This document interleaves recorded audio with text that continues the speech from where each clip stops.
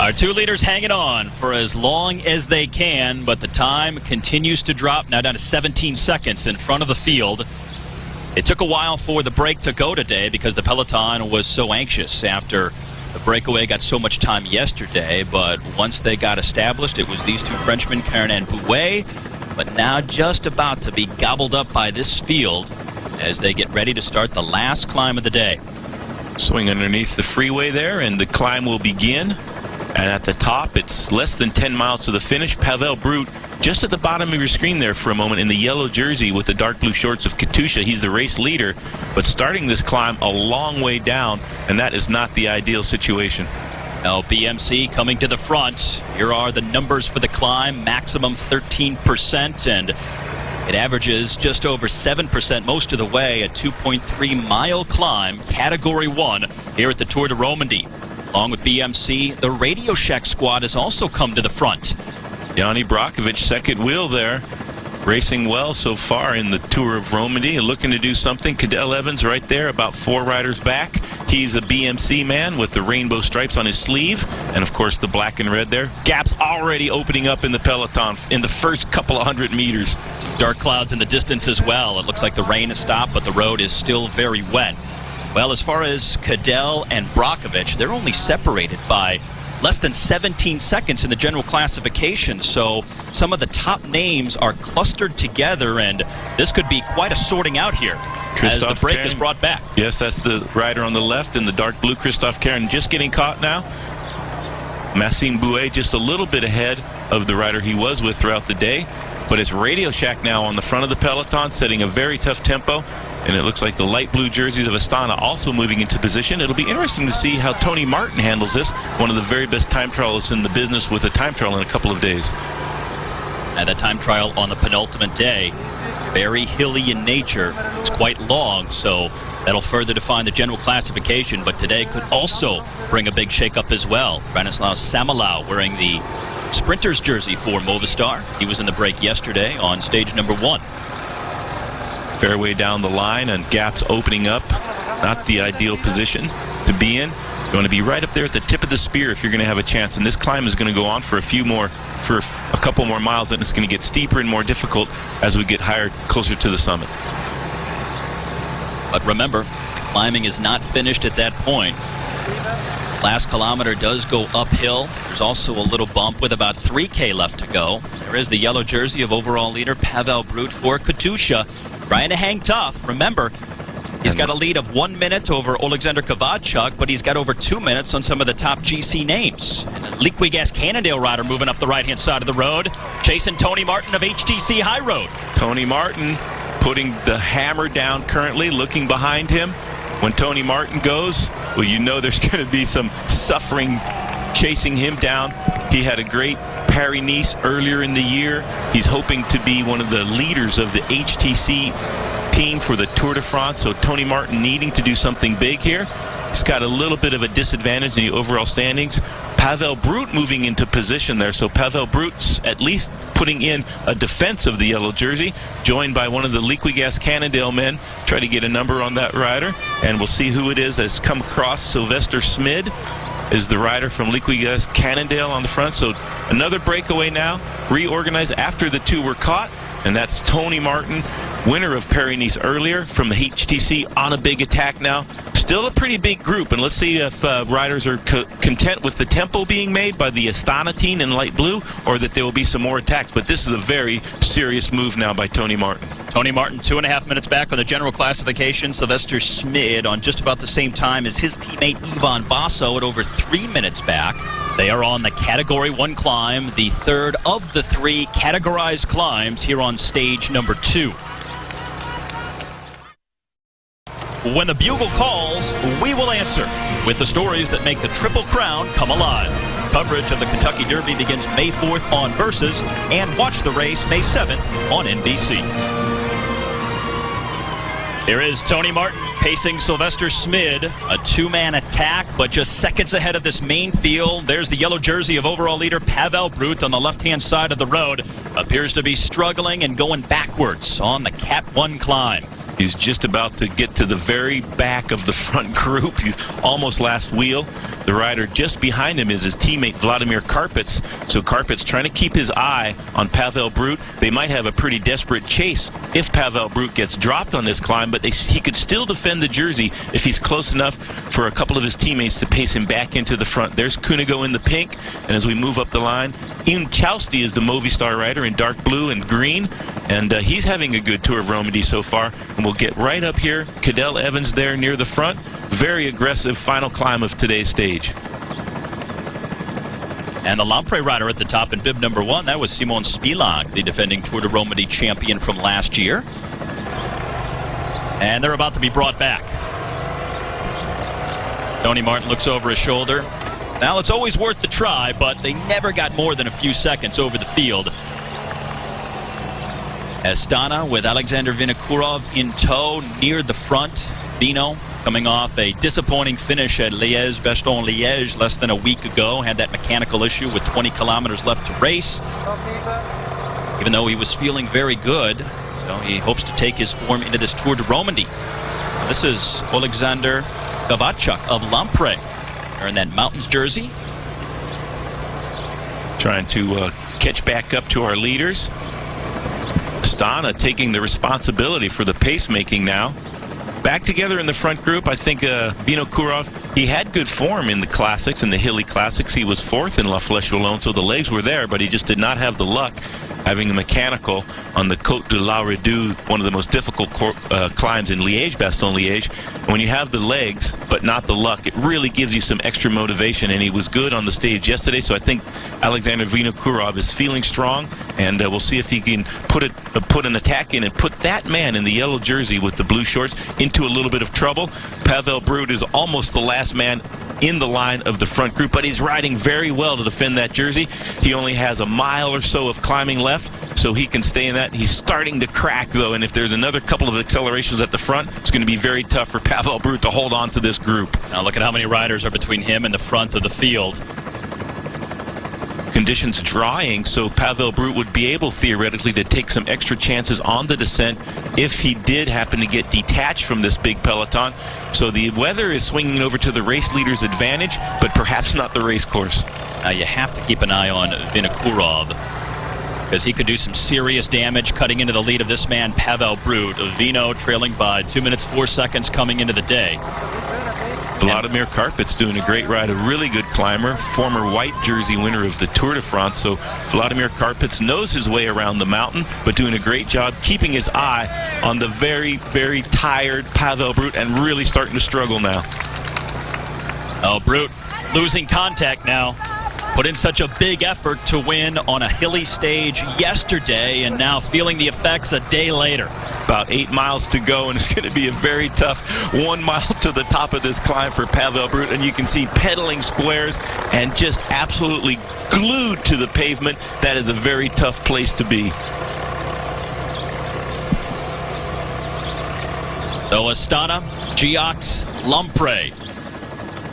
The teams at the front of this field stretched out single file as they make their way towards the top. You see the graphic at the top of your screen, 17 kilometers to go to the finish. Once you see 16.1, that is where the top of the climb is, and that'll leave the riders with just about 10 miles left to go to the finish of the race. There is Pavel Brut still struggling. He's got a ways left of this climb. That's a very tough place to be, but it's not the end of the world. It's not as if he has no hope left. He just needs to follow his teammates, set a steady tempo, try to control his breathing, regain a little bit of composure, follow his teammate, that's Vladimir Karpets. They just need to set a very steady tempo. He does have a handy gap on all the men in front of him, at least 2 minutes from everybody in front of him.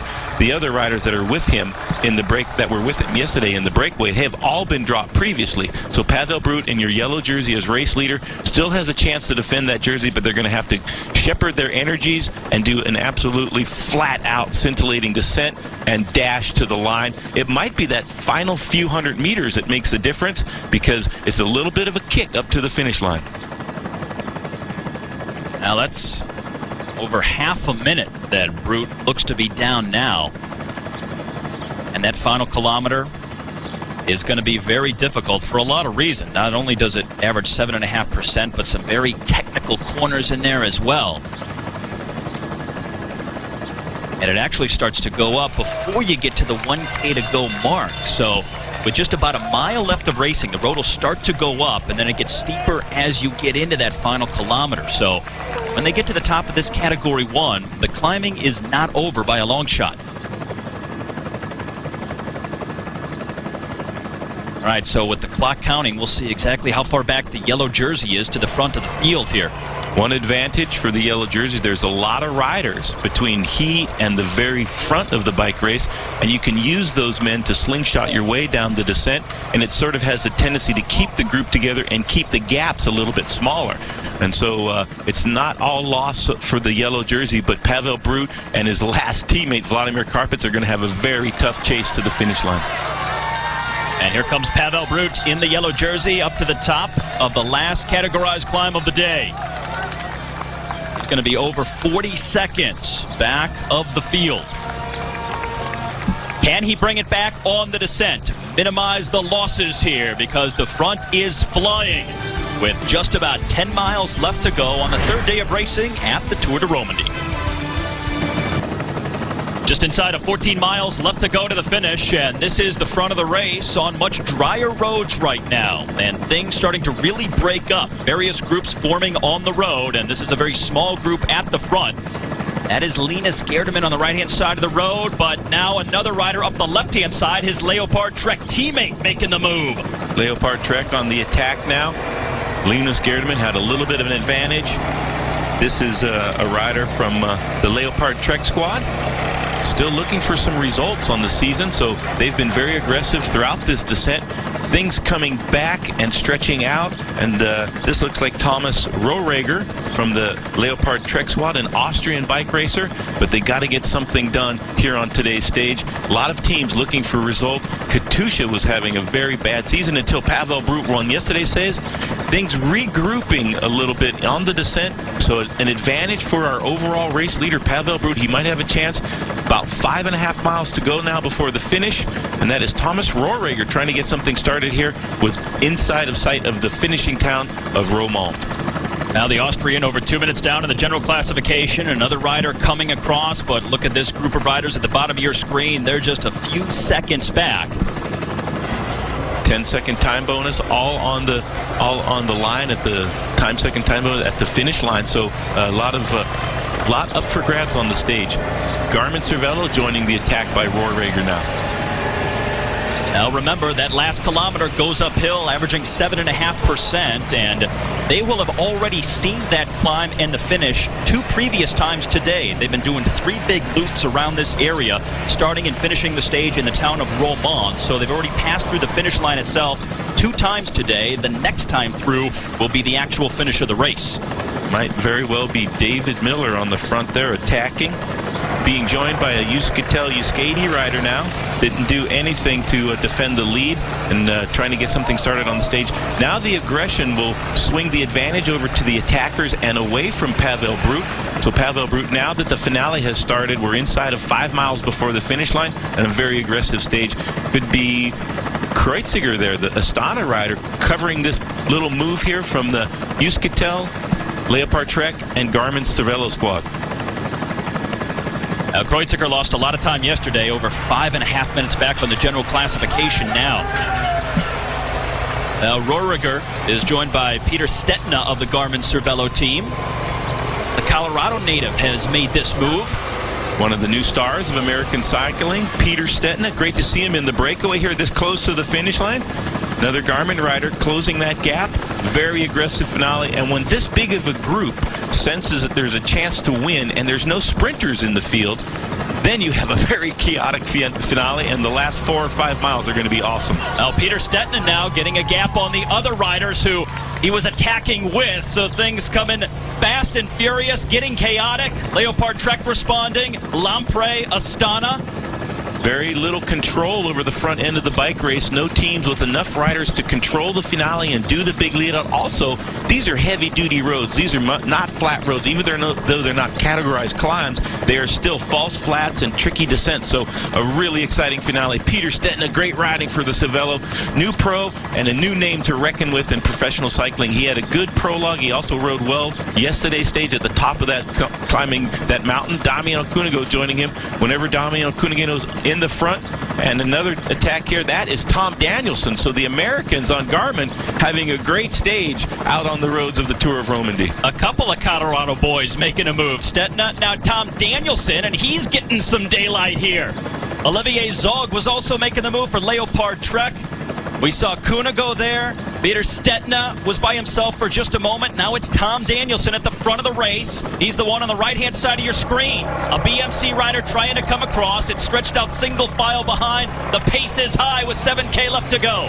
Great breakaway here by Tom Danielson, set up by his teammate Peter Stetina. Cervelo being very aggressive. And that's Pavel Brut. He's a minute 17 down. That's the yellow jersey in the upper left-hand corner of your screen. He's joined by another Katusha rider. He has a chance still to defend that jersey, but very aggressive riding at the front, and they continue to extend that advantage. He needs to maintain about another minute of the disadvantage that he has, or he's going to lose that race leader's jersey. Tom Danielson 2 minutes 5 seconds back on the general classification. Astana in the move now again. Cunego covering that. But Cervelo, great to see them being very aggressive in today's finale. No big teams with a lot of riders. Les Yanni Brakovic moving into the picture. He's the man with the yellow shoes there.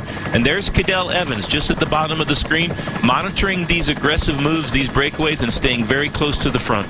Well, Cadel won a stage at Tirreno Adriatico earlier this year by being patient and waiting for the last kilometer on a stage like this, as the Sky Rider now moves up the road on the left-hand side. Just over 3 miles before the finish, so they'll be able to see the finishing town just over the next horizon.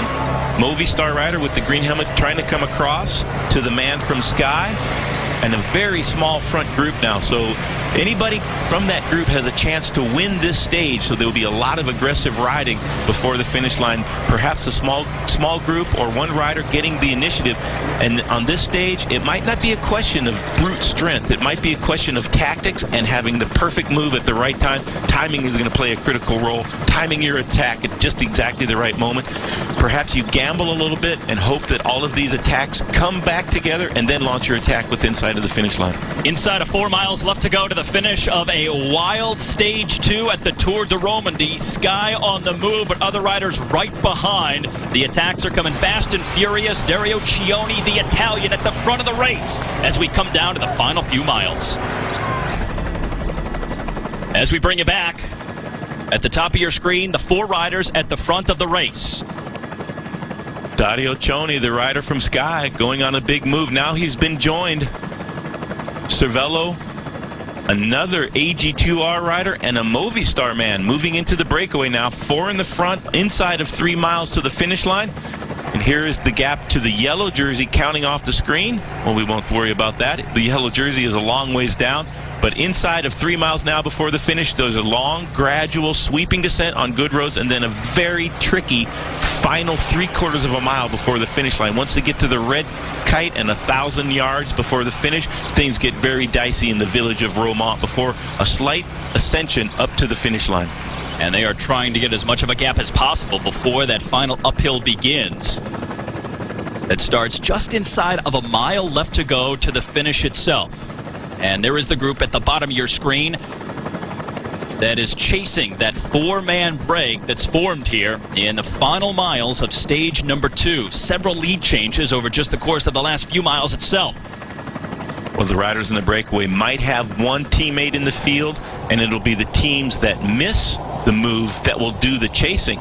And once they are all represented, then the breakaway has a chance to stay away. Here's the yellow jersey group, and that group has reformed, has gained a lot of people, and a couple of extra riders from Katusha to help Pavel Brut try to defend that jersey. David Miller attacking now at the top of your screen inside of the final 2 miles. David Miller, a great time trialist. He's gone on breakaways just before the finish line, and he is throwing caution to the wind. He's laying it all out on the line. He does have at least 2 teammates left in the final group. Tommy Danielson is there, Peter Stenton is there, and they will try to counter the moves, and David Miller putting in a great maneuver there. His teammates softened up the lead group, and now he has a chance, and that is the rider from Sky, Dario Cioni, trying to do the chase, but the other rider's not cooperating with him, and Dario Cioni does not want to drag them across to David Miller, so he is streaking to the finish line. He is in time trial mode. He's got less than 2 miles before the finish, and he has a chance to win just over a mile to the finish line now for David Miller, and that would be a great result for Garmin-Cervelo. Now David Miller at 2:38 back on the general classification with the late move, now hoping to hang on, make it an individual time trial the rest of the way to the finish in Romandie. Michael Charel was the AG2R rider just behind him. And now it looks like the Movistar rider is trying to get onto the back wheel of David Miller here. Dario Cioni, a little bit of hesitation there. Movistar coming across now to David Miller. A little bit of a kick up to the finish line.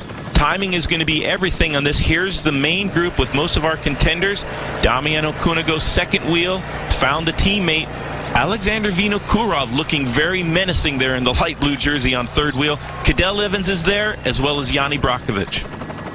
Cunego made a move late in yesterday's stage. Alexander Vinokurov won a stage of the Tour of the Basque Country earlier this season with a late stage attack in the final few miles. So these guys seem primed and ready, but will they catch back on to the men who have attacked a few up the road here? This is David Miller and Rui Costa, the Movistar rider in the dark blue. Looking back behind him, the peloton hot on their heels. There's the red kite.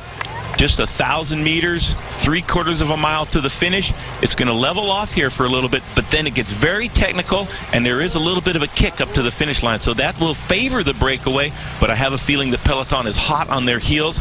And their rider coming across now, impressive riding. The AG2R man trying to get across, and Dario Cioni a little bit in no man's land. Let's see if the peloton hesitates for a moment, and that will give the breakaway of 3 now a chance to stay away. But now it's kicking up. Now it's a little bit of a climb, heavy-duty roads before the finish line. This is going to be a long, last final kilometer. This is not a rated climb, but it is an uphill finish. Now Michael Charel of AG2R trying to go on the tack as he gets out of the saddle here, trying to drop David Miller. Charel making that hard acceleration. David Miller clawing his way back to the wheel. It looks like Rui Costa is going to take the back seat and gamble a little bit that he can catch these two unawares. Charel in the front, in the lead now, still trying to persist. Rui Costa losing the wheel of David Miller a little bit. So great riding by the Brit on the Garmin-Cervelo squad. Rui Costa really struggling. They only have about 20 meters, but that might be enough to stay away for the stage win. This is the third time of the day up this climb to the finish, so they have seen this before. David Miller on the inside goes past Charel. Costa now comes through to take second wheel, and Charel slides to the back of this 3-man group. It didn't seem very difficult for Rui Costa to get onto the wheel of David Miller. David Cioni chasing for the Sky team, just a little bit behind. And Charel now in a little bit of trouble. So David Miller looking behind. He'll see Rui Costa there, and they are within sight of the finish line. A couple of quick hairpin turns, and this is going to be a very exciting finish. Now David Miller finished third at the Cirque de la Sarthe earlier this season. He's in the lead right now, but here they come on his wheel. Here comes Cadel Evans for BMC, just a couple of wheels behind. Charel in front in the white for AG2R. Uphill to the finish, Cadel coming on the left. This is just how we won at Tirreno Adriatico earlier this season, waiting until the last moment. But it's Cunego splitting the difference up the middle. He moves in front of Evans. Costa trying to claw up to Cunego. Oh, but the Italian is just too strong. Left race Damiano Cunego. He is on the pedal, accelerating away from the field, and Cunego wins stage 2 in thrilling fashion, just ahead of Cadel Evans. Great finish by Damiano Cunego. He was strong, the best of the rest from the breakaway on yesterday's stage. The form is coming, and today he really put his authority down on that race. Cadel Evans, a thrilling sprint for the line, but Damiano Cunego too strong. Great sprint. Tony Martin up there also. Good ride by Tony Martin, but you got to hand it to number 2 in the pink there. That is Damiano Cunego's stage winner. Now we'll have to start the clock and see where Pavel Brut comes in and how much time he's lost. I have a feeling he's going to be able to defend that jersey, but only by a few seconds. Cunego 2 minutes 8 seconds back of Pavel Brut in the overall. As the day began, he did get a 10-second time bonus for winning the stage. Cadel Evans starting the day at 2:06 back. He got a 6-second time bonus for finishing second. Here's Pavel Brut now trying to defend that jersey. His teammates are gone. They did everything they could do to keep him in position. A good defense of the jersey here for Pavel Brut. I think he's going to just hold on to it. Oh, he's given everything he had, even though he said as the day started he had no chance of winning the overall at the Tour de Romandie. He's doing everything possible to honor that yellow jersey, trying to preserve this lead for at least another day. Cadel Evans and Tony Martin doing the maximum to bring themselves back into the overall picture, but Pavel Brut having a great ride. Awesome defense of the yellow jersey for Pavel Brut, and Katusha really needed that. Another day in the yellow jersey. Great ride, but you can see the effects of the effort there. He went as deep as he could go to defend that jersey. Great riding by Pavel Brut. He has never been put in this position to try and defend a lead on a tough stage like this. So you see that this rider is venturing into uncharted territory. But the uphill finish of stage number 2 certainly fit the characteristics of Damiano Cunego. The explosive finish gives him the stage win just ahead of Cadel Evans and Alexander Vinokurov, two guys who figured to battle it out for the general classification the rest of the week. And in the backside of the top 10, how about the American Andrew Talansky? He finishes in 7th position. Tony Martin also a good ride, and Denis Menchov, the Russian, in the mix as well. That'll take us to the Michelob Ultra Ride of the Day. And even though he didn't win the stage, it was certainly a terrific ride to hold on to the overall lead. So we give this distinction to Pavel Brut of Katusha. It was right down to the wire whether or not Pavel Brut would be able to defend that jersey.